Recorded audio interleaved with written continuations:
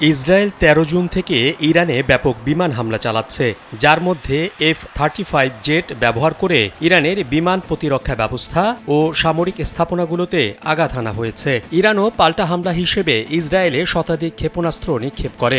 এদিকে ইরানের আকাশসীমায় পূর্ণ নিয়ন্ত্রণ ও দেশটির সর্বোচ্চ ধর্মীয় নেতা আয়াতুল্লাহ খামেনির অবস্থান শনাক্ত করার দাবি করেছেন মার্কিন প্রেসিডেন্ট ডোনাল্ড ট্রাম্প। ১৭ জুন আল জাজিরার এক প্রতিবেদনে এ তথ্য জানানো হয়েছে।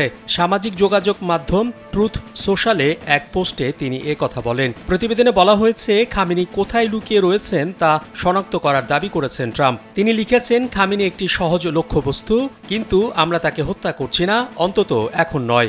আর এটা ওইটা না, কাপড় ধোয়ার একটাই সলিউশন, চাকা অল ইন ওয়ান। পোস্টে তিনি আরও উল্লেখ করেন, আমরা চাই না ক্ষেপণাস্ত্র দিয়ে বেসামরিক নাগরিক বা আমেরিকান সৈনিকদের উপর হামলা হোক।